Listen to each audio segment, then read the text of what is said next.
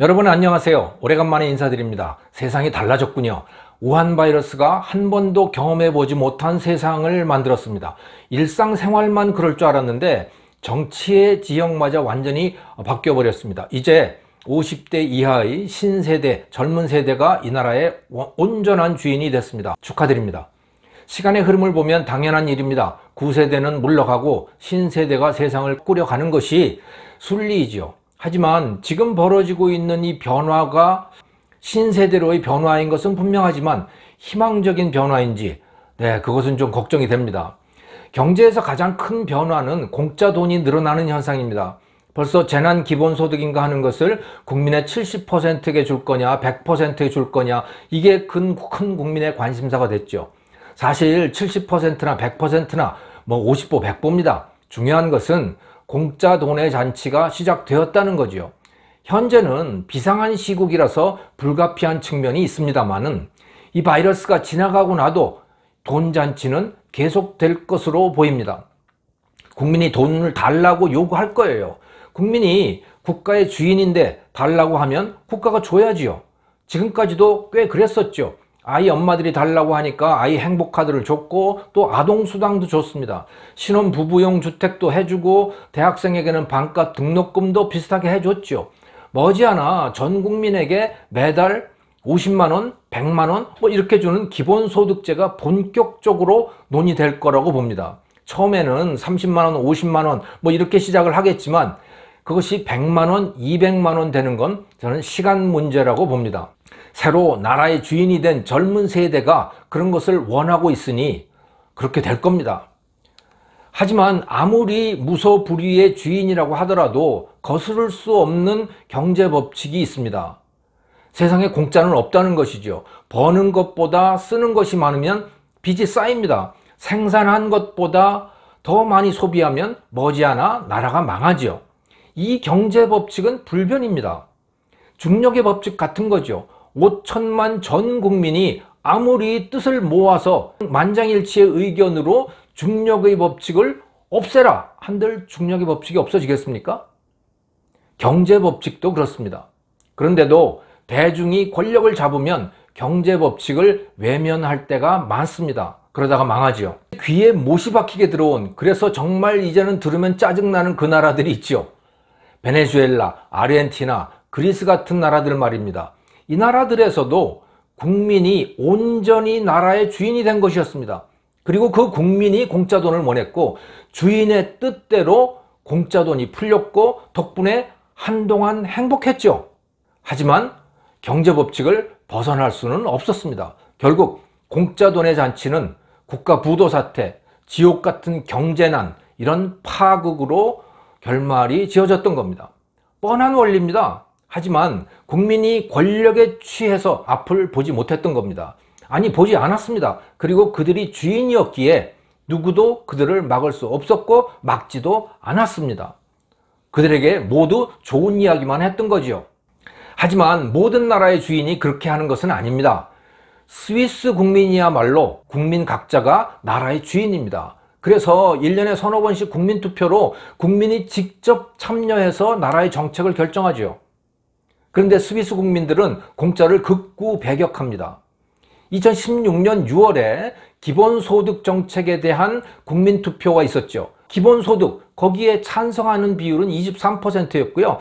77%가 반대를 했습니다. 만약에 이것이 통과되었더라면, 국민이 대다수가 이걸 찬성해서 통과가 되었더라면 2,500 스위스 프랑, 우리 돈으로 하면 약 300만 원 정도의 돈을 매월 받을 수 있었을 것으로 추정이 됩니다. 부부가 합산을 하면 600만 원입니다. 그런데 77%라고 하는 압도적 다수가 이걸 반대한 거예요. 기본소득제를. 나라의 주인인 국민이 정말 대단한 자제력을 가진 거죠. 그런 책임의식 덕분에 그 산골짜기 나라에서 국민소득 8만 달러, 8만 3천 달러인 그런 최고 부자의 나라를 만들어낼 수 있었던 겁니다. 대다수가 반대를 하는데 국민투표에 그래도 붙여졌던 것은 10만 명만 동의를 하면 국민투표가 가능하기 때문입니다. 스위스에서는. 스위스 인구는 800만 명입니다. 근데 10만 명이 동의를 해가지고 국민투표에 붙였고 국민의 77%가 반대를 한 거죠. 국내 언론에는 스위스 국민이 기본소득을 거부한 것이 아니라 투표 의제가 구체적이 아니었기 때문에 그래서 부인을 한 거다 이렇게 이야기를 합니다만은 이건 변명 같은 기사입니다. 아닙니다. 스위스 정당 중에서 이 기본소득 정책을 심각하게 구체적으로 다룬 정당은 한 군데도 없어요. 아예 의제로 다루지를 않은 겁니다. 정치인 중에서도 개인적으로 이 정책을 지지하는 사람은 거의 없었다고 해요. 스위스인들은 공짜를 싫어합니다. 스위스 정당의 이념 성향을 보면요, 좌파 우파 이렇게 나눈다면 좌파가 1이고 우파가 3입니다 우파가 압도적이죠. 국민 성향이 그런 거예요. 그런데 재미있는 것은 노동자들이 우파라는 거예요. 노동자들이 공짜를 싫어합니다. 좌파의 상당수는 이 화이트 칼라들이죠. 공부하는 사람들, 이 사람들이 좌파들인 거예요. 우리나라도 비슷하죠. 네.